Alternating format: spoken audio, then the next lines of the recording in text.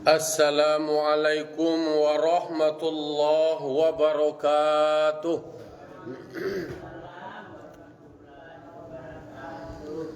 Alhamdulillah. Alhamdulillahilladzi hadana lihadza wa ma kunna linahtadiya laula an hadanallah.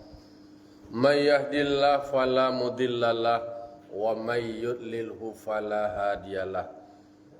Ashhadu an la ilaha illallah wahdahu la syarikalah wa ashhadu anna Muhammadan abduhu wa rasuluh sallallahu alaihi wasallam la nabiyya ba'dah amma ba'du. Qala rabbi shrah li sadri wa yassir li amri wahlul 'uqdatam min lisani yafqahu qawli. Bapak-bapak, ibu, kaum muslimin dan muslimat jamaah subuh yang dimuliakan Allah Subhanahu wa taala. Pertama sekali marilah sama-sama kita mengucapkan puji serta syukur kita atas kehadiran Allah Subhanahu wa taala. Alhamdulillah kita masih Allah berikan nikmat iman, nikmat Islam, nikmat kesehatan dan kesempatan sehingga kita masih bisa melaksanakan solat subuh berjamaah. Salat dan salam kita mohonkan kepada Allah semoga disampaikan kepada arwah junjungan kita, yakni Nabi besar Mustafa Muhammad sallallahu alaihi wasallam yang telah membawa umat manusia dari zaman kegelapan menuju zaman yang terang benderang seperti kita rasakan sampai saat kini. Bapak-bapak, ibu, kaum muslimin dan muslimat yang berbahagia, pagi kini kita lanjutkan maulang kaji kita patang dua ayat 7 aja 8 kini ayat ke-9 lah surah An-Nisa. A'udzu billahi minasyaitonir rajim. Bismillahirrahmanirrahim. وَلْيَخْشَى الَّذِينَ لَوْ تَرَكُوا مِنْ خَلْفِهِمْ ذُرِّيَّةً ضِعَافًا خَافُوا عَلَيْهِمْ فَلْيَتَّقُوا اللَّهَ وَلْيَقُولُوا قَوْلًا سَدِيدًا. Shadaqallahul azim. Jadi surah An-Nisa ayat 6 ko memang membahas tentang bagaimana orang tua mempersiapkan anaknya menjadi anak yang kuat, anak yang sehat, anak nan pintar, kuat iman dan kuat ilmu, kuat pula ekonomi. Maka Allah katakan wal yakhshal ladzina law taraku min khalfihim dzurriyyatan dhi'afa. Hendaklah mereka merasa khawatir, hendaklah mereka cemas, takut andaikan mereka meninggalkan anak-anak cucu di belakang mereka atau setelah meninggalnya mereka anak cucu yang lemah. Dzurriyyatan dhi'afa, anak-anak atau cucu-cucu atau generasi-generasi yang lemah. Ada kata dhi'afa, lemah. Lemah di situ adalah bukan sebatas lemah fisik. Kalau dalam Al-Quran ayat surah Luqman itu kan wahnan ala wahnin. Itu ketika ibu melahirkan anaknya itu dalam keadaan lemah. Itu fisiknya yang lemah. Wahnan ala wahnin. Di situ adalah dhi'afa, lemah lo perekonomiannya, lemah pula pemahamannya terhadap agama dan lain sebagainya. Itu pesan Allah Ta'ala kepada kita orang tua. Walaupun konteks ayatnya dalam tafsir itu masih berbicara soal kekhawatiran terhadap anak-anak yatim. Kalau awak meninggal dunia, khawatir awak anak-anak awak nan yatim tuha, nanti setelah meninggal dunia anak-anak kok ketik kemudian belum mempunyai pengetahuan tentang agama, belum mempunyai ilmu, dan belum pula menguasai tentang pengelolaan harta. Jadi Islam itu bicara soal bagaimana mempersiapkan generasi yang berkualitas, sehingga diingatkan oleh Allah Ta'ala, diingatkan kan tu supaya dari kini mulai dipikir. Nah, kini itu kini artinya sebelum-sebelumnya ketika awak akan punya anak ataulah punya anak, tolong dipikirkan dalam tanda kutip masa depan anak awak. Jangan beko setelah awak meninggal dunia anak awak tak katuang-katuang, baserak-serak, dak jaleh deknyo apa langkah dan akan nyo lakukan. Jadi kalau pemerintah membuat istilahnya keluarga berencana, yo para luju berencana aja tuh. Jadi KB jumlah anak yang dibatasi itu, tetapi adalah perlu direncanakan.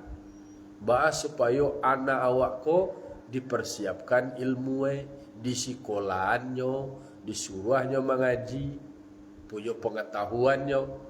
Dengan bermodalkan pengetahuan, dengannya mengaji, lalu kemudian nyo bisa mendapatkan perekonomian yang layak.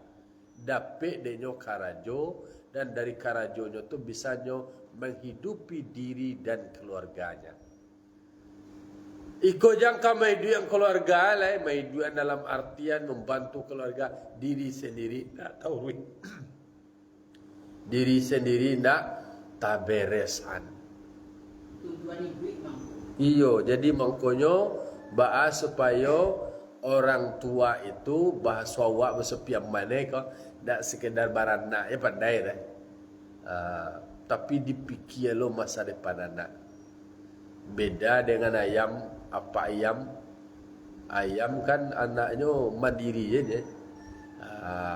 Nana pak ekornya nak tahu ke mana anak ada. Bisu anak lah kadang lain nyolot kan welek. Baserak-serak aja nah, tapi ayam hidup ye, induk ayam tu mangakek tarui. Itu lo beda. Jawa. Awak kadang-kadang kan anak awak seketik tu lah stunting lo, stunted lo. Kemudian lah dia kuat lo nak. Kalau ayam kan anak bakapirian. Ni tahu bakapirian. Istilah banyak tapi daya tahan bertahannya terhadap tantangan dingin dan doi. Kadang-kadang nak doi rumah itu ayam tu. Kalau nak dibuat rumah hanya pandai beradaptasi dengan kondisinya tu, nyo taklukan, nyo lindungi anaknya. Dia induk ke tadi, nyo ayomi anak bisa bertahan. Anak apa bang? Apa nak dole selesai ko ciknya lah beralih lo kena lain je lain. Tu beralih lo nak mau tahu dah. Jangan manusia jangan sampai sama seperti apa ayam. Kalau apa ayam kan aja leh jadi kadang-kadang ko bini sudah bini lah kadang atau anak kadang lo anak lo pa bini lah. Itu nak apa ayam ya. Nah, artinya adalah sebagai orang tua berkewajiban untuk memberikan pendidikan yang layak terhadap anaknya. Itu kewajiban orang tua tu. Inna min haqqil walidi ala waladihi min salas. Ada 3 kewajiban orang tua terhadap anaknya. Yang pertama adalah ayuh sanas mahu. Yang pertama kewajiban orang tua karena magiah namu anak yang baik. Magiah namu anak nan cancak yang ada muatan doa. Yang kedua adalah ayu'allimahumul kitabah, dia jangan mengaji, dia jangan sekolah, barajanya untuk mendapatkan ilmu. Itu kewajiban orang tua tu. Awak ni orang tua. Mangko orang tua pertama dari anak itu adalah ayah induknya. Ibu adalah madrasah pertama bagi anak. Maka ibu ko harus punya ilmu lo ni. Ba'ala cara mengasuh anak, pola asuh anak. Kecil orang kini kan ilmu parenting, ya tu. Pola asuh, cara mendidik anak yang manusiawi, yang humanis, pendekatan pendidikan yang mendewasakan, membuatnya mandiri, nak menye-menye je nak tu dah. Kemudian nak manjo je nak tu dah. Nak sadokaran dak anak tu je dia giah dah. Karena anak tu di usia 1 sampai 6 tu itu adalah masa pembentukan nilai. Masa pembentukan nilai itu anak sedang menjadi raja tu. Ya tu nak. Ladinya letak asal dua itu. Tetapi bagaimana anak awak ke depan itu tergantung kepada bagaimana pola asuh awak. Ba'a cara awak mendidik, ba'a cara awak majai. Mengko ada pernah sebuah judul novel lah dijadikan sebuah filem. Judulnya Salah Asuh. Salah asuh tu artinya orang tua salah majah, salah mendidik, salah mengasuh. Kasudahnya itu anak tidak sesuai dengan yang diharapkan. Maka pesan itu diingatkan kepada orang tua yang mempunyai anak, hati-hati, tidak samarang je majana kau. Salah wak majana, salah nanti langkah mereka. Salah langkah mereka, satu berdosa wak. Karena sebaiknya adalah kita mempersiapkan anak menjadi waladin solih, waladun solihun yad'u lahu, anak yang soleh yang mendoakannya. Itu salah satu yang disebut dengan amal yang tidak pernah terputus. Walaupun awak orang tua lah meninggal dunia, lah mati awak, tetapi kalau awak mempersiapkan anak awak menjadi anak yang soleh, awak didiknya, awak ajarnya, awak sekolahnya menjadi anak yang soleh, kemudian mendoakan orang tuanya, maka itu akan menjadi amal yang tidak pernah terputus. Dalam meninggal awak, langsung dia kirim doa dari anak tu online, tanpa batas, tanpa ada gangguan, tanpa ada hambatan. Begitu istimewanya awak mempunyai anak yang soleh. Maka oleh karena itu, jangan sampai di kemudian hari awak meninggalkan anak, cucu, tak do pandai seti Allah. Kece orang kini ada namanya generasi strawberry. Itu generasi strawberry. Generasi tantu aja sedia lah jatuh tangga tampu Atau generasi durian bantu di luar yo banas sangar bantu di dalamnya lunak. Jangan seperti itu. Berarti harus dipersiapkan anak yang tangguh, anak yang kuat, nak stunting dah. Nak stunting doh. Berarti kan ayat Al-Quran luar biasa merespon berbagai macam persoalan-persoalan keumatan, kemanusiaan. Maka berhati-hati sebagai orang tua, dipersiapkan anak, jangan ke depan menjadi beban. Kalau ada orang Minang luar biasa baginya, anakku adalah investasi pembangkit batang tarandam. Ya tu nak? Layan nak dia nak tonton capek gadang nak, tak suruh jo jalanan elok nanti nak, tak tampuh jo hidup nak rancak, tak bangki jo batang tarandam tu je. Nak batang tarandam dia batang kayu. Batang kayu dalam ayat tarandam dibangki amalia sembayu tagak mantagi ke. Tagak kapal ko. Jadi dipersiapkan anak-anak awak generasi yang percaya diri, optimis. Kenapa dia bisa percaya diri? Kenapa dia bisa optimis? Karena dia punya ilmu, dia punya pengetahuan, dia punya keterampilan. Bahamu kau bisa punya ilmu, bahamu kau bisa punya keterampilan, nyo di sekolahan, nyo disuruh mengaji. Sehingga mereka memiliki kompetensi kecil orang kini mempunyai kemampuan untuk menjawab persoalan-persoalan yang ada. Jadi anak diajarkan menjadi anak yang mandiri. Jadi takut-takutnya nak kena. Awak kadang-kadang kayu kau awak lah sebagai orang tua kau menjual anak awak tu dia apa lagi anak bungsu kau dah pi akal lah dah. Entah baalo tu yo bana kadang-kadang nak dulu rasional awak main nyenyi lo kanak tu kadang deh. Bah sayang-sayangan bamanya manjo tentu itu harus kemudian ndak larut dari situ. Disayang tentu pasti orang tua menyayang anaknya, tetapi mengajarkan anak untuk mandiri, mampunya menghadapi persoalan-persoalan sendiri. Orang tua awak dulu ketika awak baca kak di sekolah CD, mengadu awak kenyo, kecil orang tua. Nah, donang kedua awak kau nanyo respon, awak ditambah berang jelenya. Kalau kini anak-anak bang, mengadu anak ayah baca, ditorai ke sekolah tu dituntui bahkan dituntui lo ke pengadilan guys, dilaporan juga ke polisi melanggar HAM dan segala macam. Takah tu mode. Kalau dulu nak dulu mengajo awak jo kawan waktu selesai je lah urusan sekolah tu selesaian.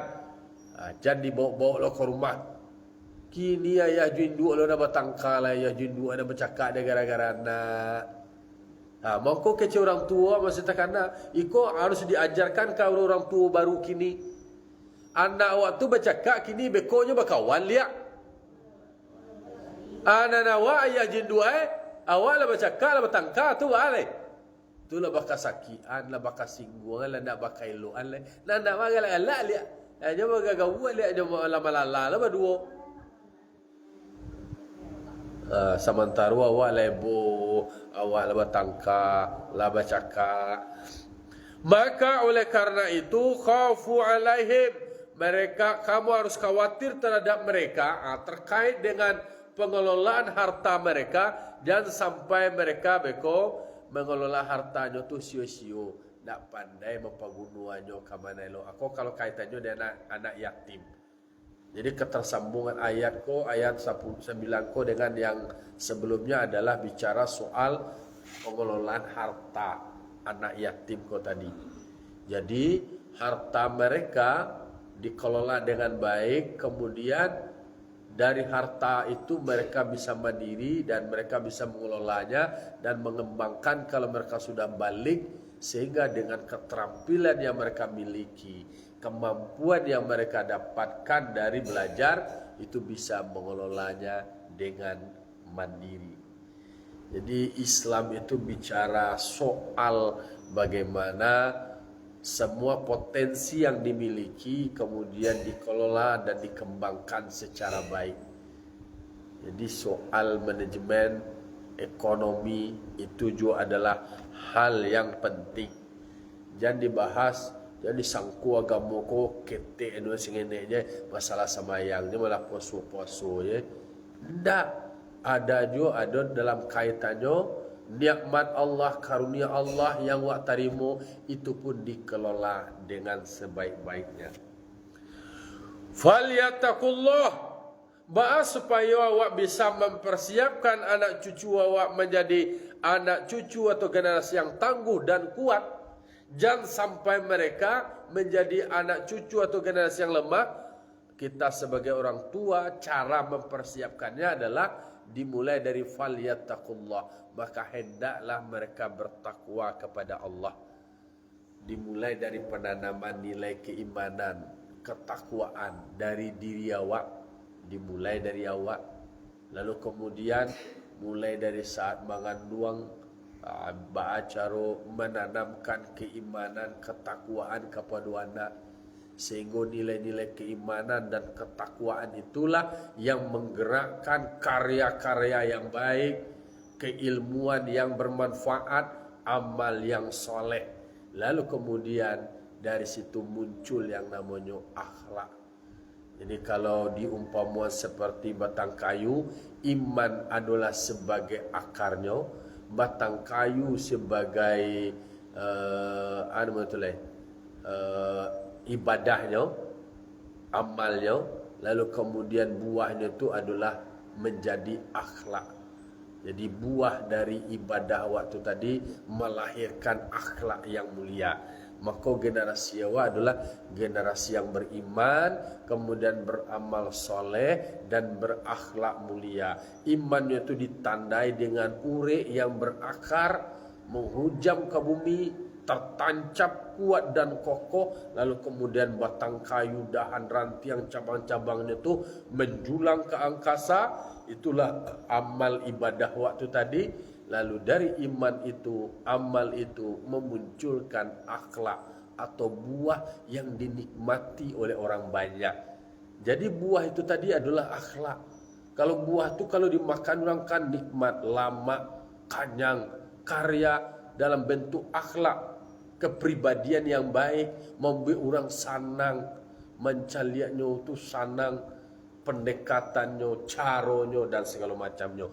Maka orang tua itu harus memulainya dengan penanaman iman, dimulai dari dirinya kemudian kepada anaknya. Nah, dalam tafsir Siko adalah termasuk juga bertakwa kepada Allah di dalam mengelola harta anak yatim. Nah, anak yatim itu sendiri harus dipahami bagaimana melayani mereka sebagaimana awak menyukai terhadap anak cucu awak sendiri. Awak melayani, memperlakukan anak awak takatulun memperlakukan anak yatim. Dan awak bimbing dan awak dampingi yang awak asuh. Jadi kalau nak suka kok bagi awak kana awak wagih lo takatulo nyo di balian sate anak awak nyo di balian lo sate. Wal yaqulu qaulan sadida, dan hendaklah mereka para orang tua itu berkata perkataan yang betul, qaulan sadida, perkataan yang betul, perkataan yang benar, perkataan yang baik. Jadi dalam Al-Quran itu banyak sekali model komunikasi. Ada yang disebut dengan kaulang karima, perkataan yang mulia. Kemudian kaulan sadida, perkataan yang benar. Ada kaulan baligha, perkataan yang komunikatif. Jadi berbagai macam hal disebutkan bagaimana model komunikasi yang dijelaskan. Ada kaulan layyina, ada perkataan yang lembut, perkataan yang lunak, yang empati. Jadi orang tua berkomunikasi dalam pola asuh terhadap anaknya adalah dengan komunikasi yang baik. Iko dan wapeloan kadang-kadang wak ya tekah tujuh banyak pola komunikasi awak nang kawak peluan karena awak ada seorang mubalik ustazah kalau nak salah namanya Dr. Aisyah Dahlan. Beliau menyebutkan kata-kata awak, satu kata awak kasar kepada anak awak tu itu akan mempengaruhi sel-sel otak itu, bergoncang nanya. Jadi kata-kata awak tu iyo ya awak-awakmu mana kadang-kadang itulah ada anak terkontrol, akhirnya memang berpengaruh terhadap pikiran anak, terhadap mental anak, kejiwaan anak. Maka diingatkan Allah Ta'ala, wal yaqulu, hendaklah mereka orang tua itu berkata dengan perkataan yang baik. Kalau di atas kan ada kaulan ma'rufa, perkataan yang ma'ruf, perkataan yang baik. Jadi banyak berarti itu kaulan karima, perkataan yang mulia, kaulan ma'rufa, perkataan yang ma'ruf, kaulan baligha, perkataan yang komunikatif, kaulan sadida. Itu banyak, ada 6 tu jenis-jenis itu disebutkan dalam bentuk model komunikasi yang baik kepada anak. Jadi cara mengecek itu dipelajari. Dah sekadar asalkan mengecek je dah, asalkan malantong je dah. Kalau takako model anak takako lo cara komunikasi. Takako model gaya begini lo cara komunikasi. Jo cara-cara mengecek waktu diajar di agama awak.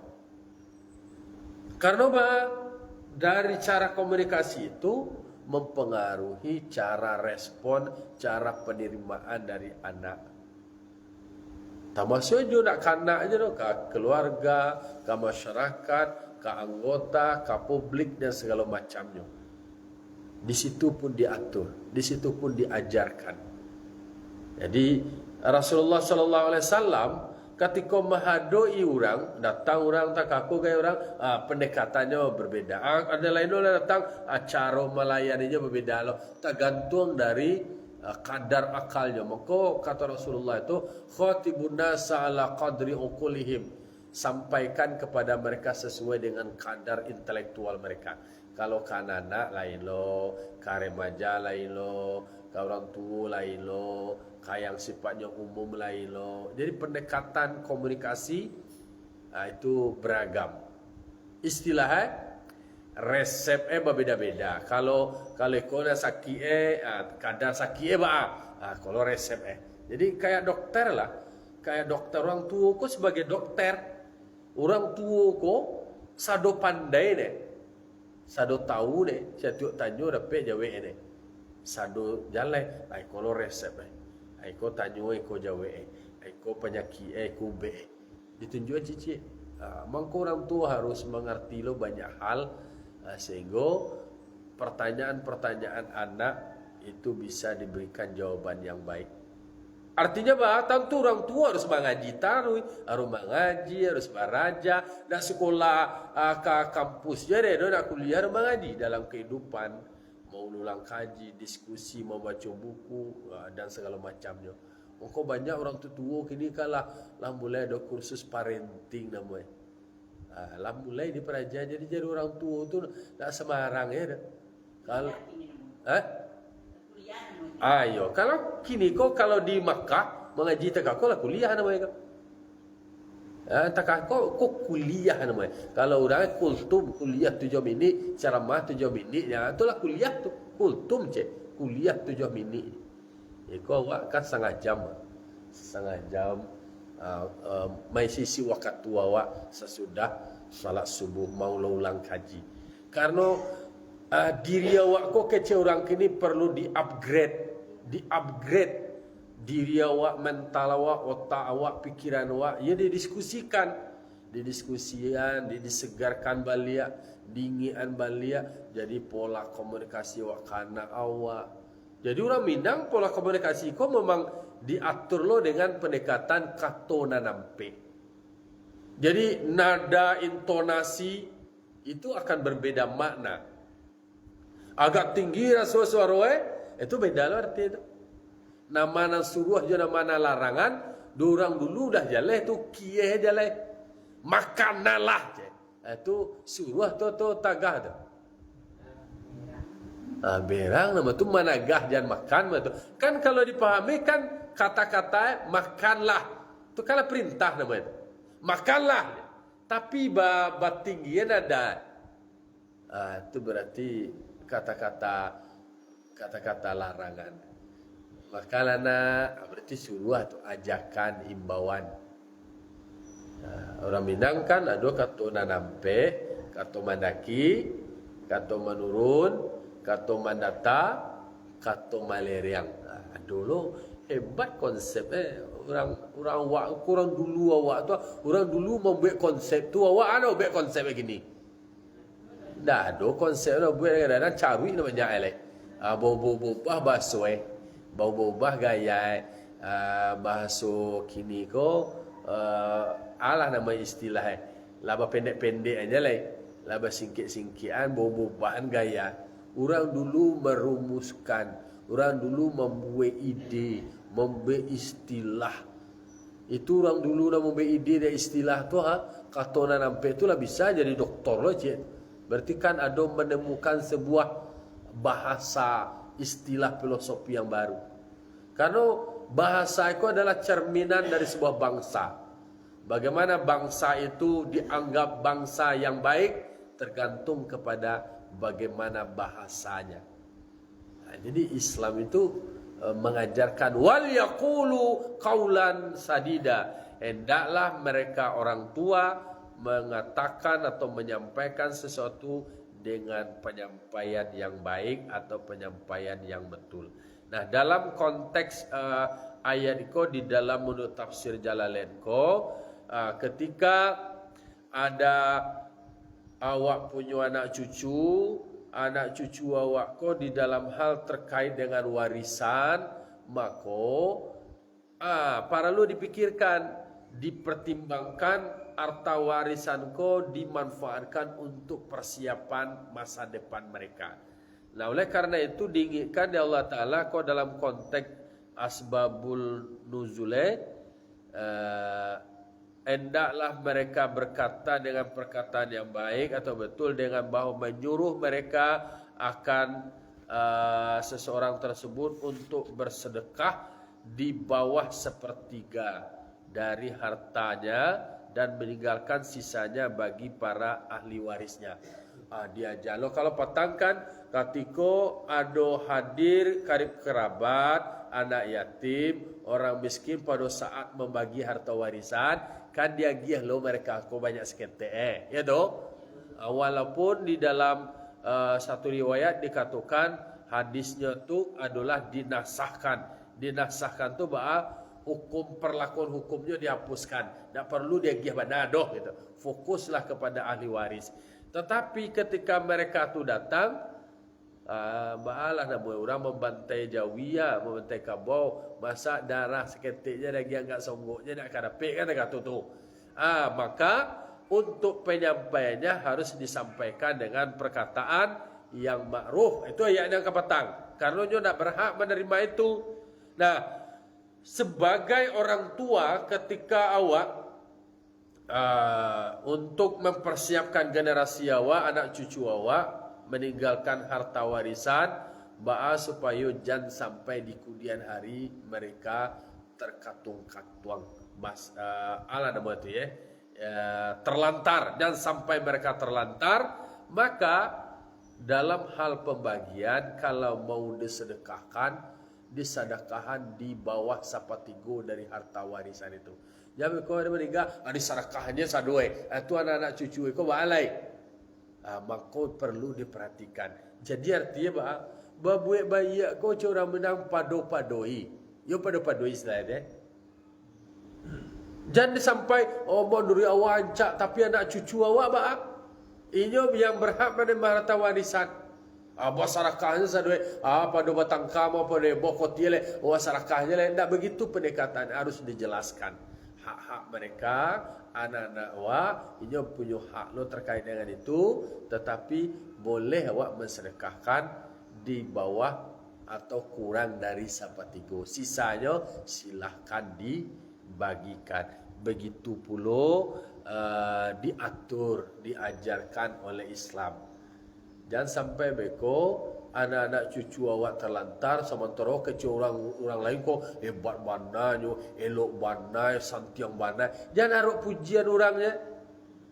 Anak awak, cucu awak, ayo terlantar. Jangan sampai awak boleh dalam konteks duniawi ria sum'ah beko. Si anu tu elok bananya, yang anu tarik awak, dibagi-bagi ke awak. Sementara anak awak, cucu awak terlantar. Itu diingat dia Allah Ta'ala. Hendaklah kamu berhati-hati, kamu khawatir, jangan sampai setelah kamu meninggal, anak cucumu sia-sia terlantar, terlunta-lunta. Jangan sampai mereka seperti yang dia nampak pakai sepeda tu pangganya Honda gula dengan tuan-tuan ko de nyo di labuh anu leng anak-anak alam itu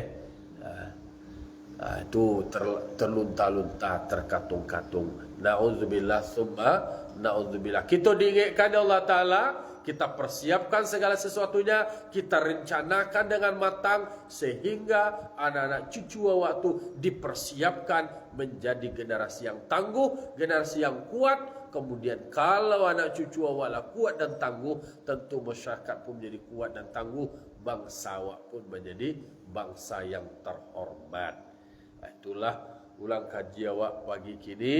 Semoga kita menjadi orang tua yang berencana, mempersiapkan generasi yang terencana. Fa'tabiru ya ulil absar la'allakum turhamun. Wassalamualaikum warahmatullahi wabarakatuh.